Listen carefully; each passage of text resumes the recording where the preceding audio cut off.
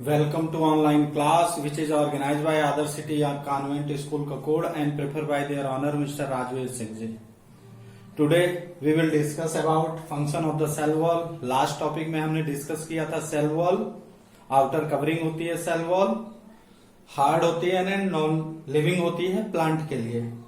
फिर उसके बाद जो टॉपिक डिस्कस करने वाले हैं वो है न्यूक्लियस, यानी इंटरनल का सबसे लास्ट पार्ट होता है न्यूक्लियस, जो सेल का सेंटर होता है.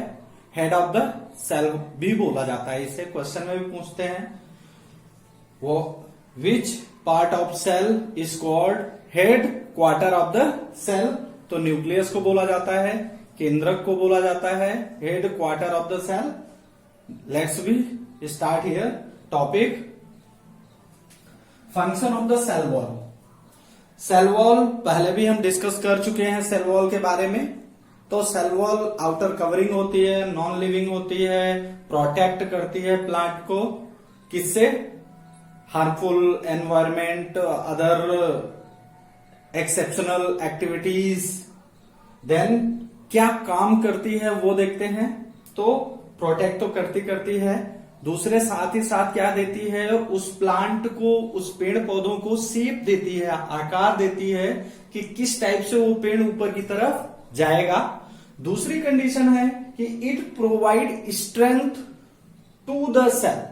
और यही क्या करती है, स्ट्रेंथ देती है, एक तरीके से शक्ति देती है उस सेल को, उस कोशिका को जिसके ऊपर ये कवरिंग के रूप में लगी होती है, जो प्लांट सेल में मौजूद होती है. तीसरी जो कंडीशन है, it is permeable and allow substances of different size. It is made of cellulose. Cellulose की बनी होती है. सेल लिक्विड का मैट्रिक्स बोला ही जाता है. तो यहां पे क्या होती है, सेल अलाउ करती है उन्हीं सब्सटेंस को जिसकी नीड होती है. दैट मीन कि एक तरीके से उन्हें जो आवश्यक है उन्हीं चीजों को वो क्या करती है, इन और आउट कराने का काम करती है. परमेबल का मीन्स यही है कि इन एंड आउट कराना. That's all. सेल वॉल का यही फंक्शन था. उसके बाद है हम जो स्टार्ट करने वाले हैं वो है nucleus. It is direct control the cellular activities. पहली बात तो हेड ऑफ द सेल बोला जाता है. सेल का केंद्रक, कोशिका का केंद्रक होता है. Then it perform many type of functions which is regarding with the cell. जो सेल के रिगार्डिंग होगा, जो उसके लिए अलाउ होगा. तो न्यूक्लियस, केंद्रक, it direct controls the cellular activities. कोशिका के सभी कामों को वो ये क्या करता है, डायरेक्टली कंट्रोल करता है. इसीलिए तो इसे बोला जाता है head of department. Now next, ये क्या होता है, यूकैरियोटिक सेल. ए यूकैरियोटिक सेल में well defined nucleus is present. Eukaryotic जो सेल होती है, इसके आगे चल के डिस्कस करने वाले हैं how many types of cell. तो उसमें बताएंगे eukaryotic cell and prokaryotic cell.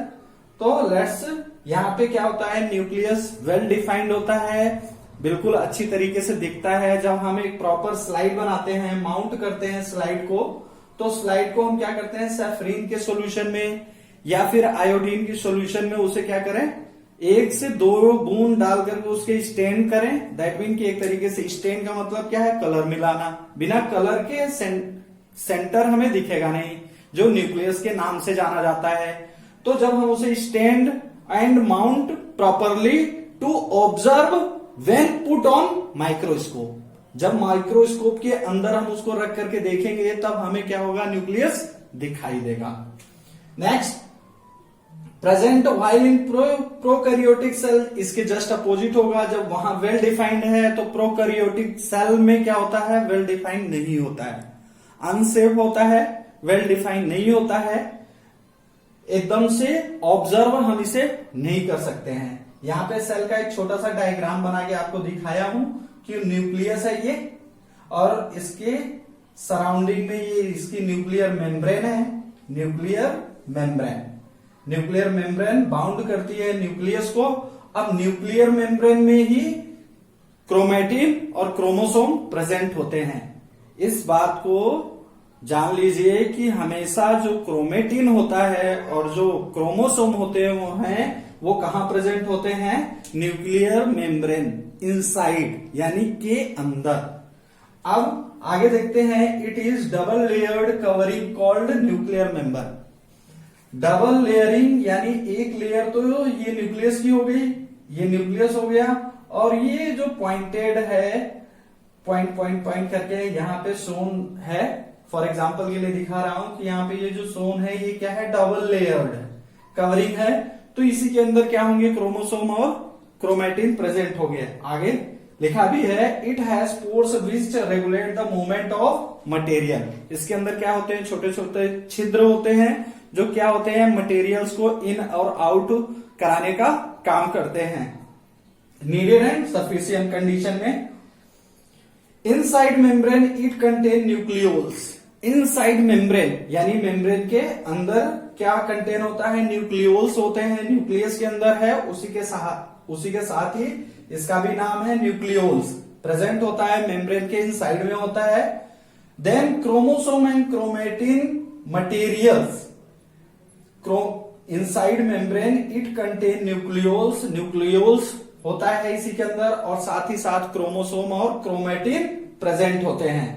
अब क्रोमेटिन में, क्रोमेटिन क्या होता है? तो क्रोमेटिन के अंदर में क्या होता है? डीएनए।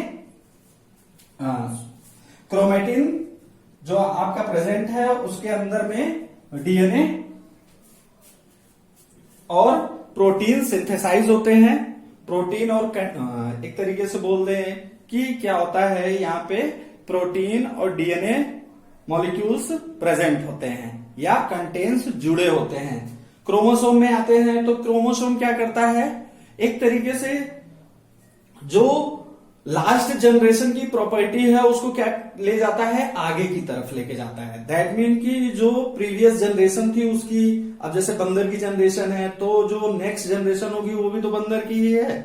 अब कैट की है तो कैट ही तो आगे चल के बनने वाला है। इंसान है तो आगे चल के इंसान बनेगा। दैट मीन ह्यूमन बींग्स के लिए बोल रहा हूं। एनिमल्स है तो एनिमल्स के रिगार्डिंग उसको क्या करता है? उस फीचर्स को लास्ट जनरेशन से लेकर के नेक्स्ट जनरेशन में जाता है, उसको हम क्या बोलते हैं? क्रोमोसोम बोलते हैं। तो chromosome contains information for next generation from previous generation to next generation, chromosome के लिए।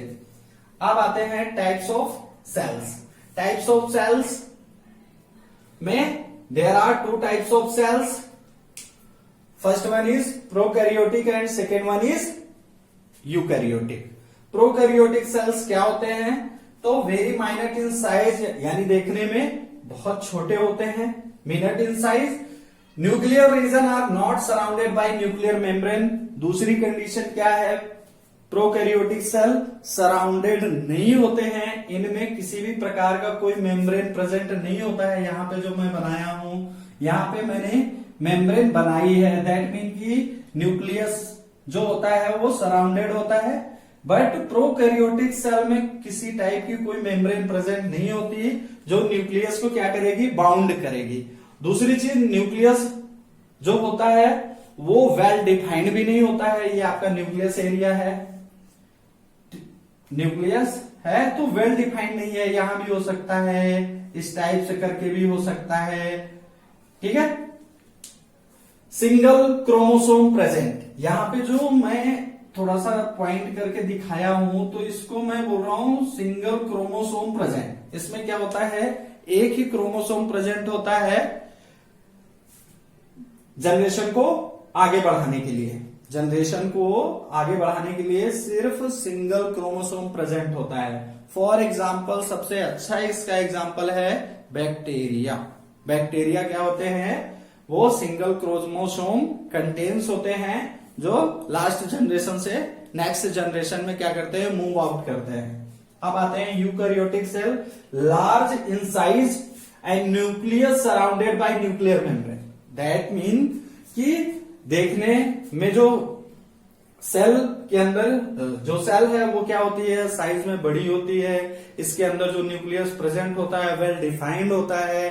अब जब न्यूक्लियस वेल डिफाइंड है, न्यूक्लियस वेल डिफाइंड है, यहां पे अगर इस तरीके का बना करके दिखाएं, न्यूक्लियस वेल डिफाइंड है, तो इस न्यूक्लियस को ये डबल लेयर्ड मेम्ब्रेन क्या कर रही होगी, क्लोज कर रही होगी। उसी को हम क्या बोलते हैं, न्यूक्लियर मेम्ब्रेन बोलते हैं। अब न्यूक्लियर मेम्ब्रेन जो डबल लेयर्ड में प्रेजेंट है, उसके अंदर क्या क्या है, क्रोमोसोम और chromatin both are present in eukaryotic sales.